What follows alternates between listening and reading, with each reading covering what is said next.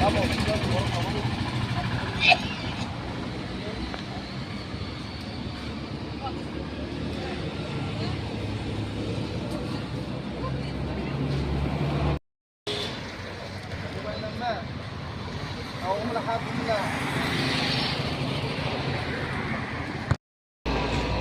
আপনারা ডিএম অফিসের সঙ্গে কি বিষয় নিয়ে, কি দাবি নিয়ে আপনারা বসেছেন ধর্নায়?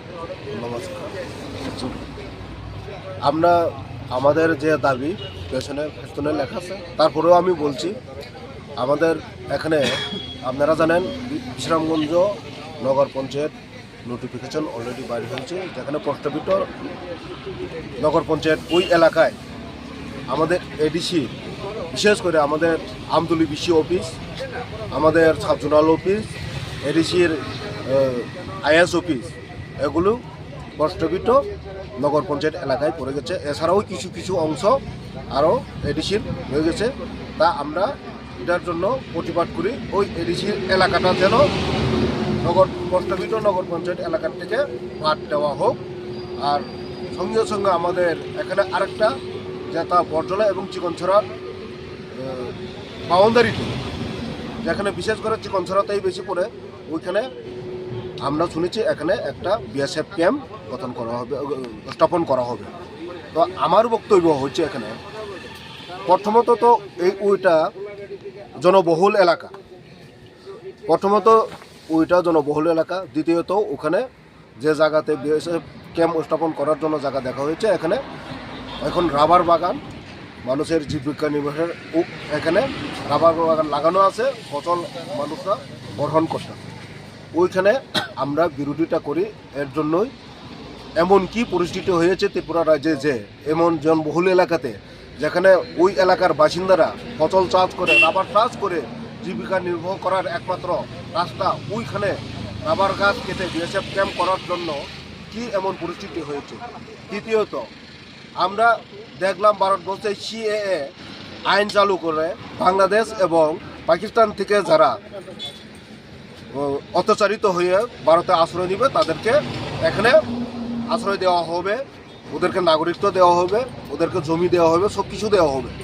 তাহলে ওদেরকে যদি এখানে জমি দিতে পারে, যারা এখান থেকে মূল বাসিন্দা ভারতীয়, তাদের রাবার বাগান ধ্বংস করে এখানে বিএসএফ ক্যাম্প স্থাপন করার কি দরকার? এখানে সিপাহীজলা ডিস্ট্রিক্টে অনেক খালি জায়গা আছে, ওইখানে করতে পারে। আমার যদি ওইখানে বরজলা এবং চিকনছড়ার মাঝখানে যে জায়গাতে সরকার যদি উন্নয়নজনক প্রকল্প গ্রহণ করতেই চায়, তাহলে ওইখানে কলেজ করা যায়, ওইখানে তোমার হসপিটাল করা যায়, ওইখানে আপনি আইটিআই করা যায়, স্কুল করা যায়, এমন অনেক কিছু আছে। এটা জম্পু জেলা সাব ডিভিশন এবং বিশালগড় সাব ডিভিশনের মিডলটা। জম্পু জেলা এলাকাতে কোনো কলেজ নেই, ওইখানে এটা জম্পু জেলার এলাকার কলেজ হিসাবেও গ্রহণ করা যায়। এসব না করে আমার প্রশ্ন, এখানে বিএসএফ ক্যাম্প করার মানে কি দরকার, কি প্রয়োজন, এটা আমরা জানতে চাই। এবং আমরা এখানে দেব না, এটা করতে দেব না। ও সিপাহীজলা জেলাকে অনেক খালি জায়গা থাকে, ওই খালি জায়গাতে আপনার কোনো আপত্তি নাই। এখানে জনবহুল এলাকায় জাতি উপজাতির উভয় অংশে রাবার বাগান, বিশেষ করে উপজাতিদের রাবার বাগান ধ্বংস করে এখানে বিএসএফ ক্যাম্প স্থাপন করাটা আমরা বিরোধিতা করি। তার জন্য আপনারা আজকে ধর্নায় বসেছেন? তার জন্য আমরা আজকে এখানে ধর্নায় বসি। আপনারা ডিএম অফিসের পাশেই কেন বসেছেন? আমরা ডিএম অফিসে প্রশাসনের যাতে ওদের নজরে পড়ে, তার জন্যই আমরা ডিএম অফিসে আজকে থেকে শুরু হয়েছে। কতদিন পর্যন্ত আপনারা বসবেন, এমন কোনো প্ল্যান আছে? আমরা প্ল্যান আছে, কোনো সলিউশন যদি না হয় ততদিন পর্যন্ত আমরা চালিয়ে যাব।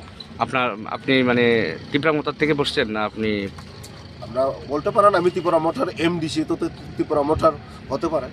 তবে আমি ব্যক্তিগত আমার এই এলাকাতে পড়ছে বলে আমি আমার ব্যক্তিগত এমডিসি হিসেবে আপনি বসছেন? আমি প্রটেস্ট করেছি। আমি আমার এলাকার মানুষের পাশে দাঁড়ানো দরকার আমি প্রয়োজন মনে করি, তাই আমি আজকে এখানে ধর্নায় বসছি। আজকে আপনাদের ত্রিপুরা মোটর দলের তো এই এলাকাতে যেমন তিনজনই আছে আপনার বিধায়ক, যেমন মানব দেববর্মা, সুবোধ দেববর্মা, বিশ্বজিৎ কলি, তারা কি আসবে আপনার এই ধর্নাতে? খবর বললে আসতে পারে।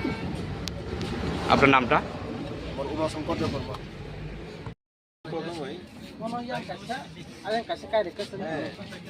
মানে কি পিকচারটা ক্লিয়ার হয় আর কি।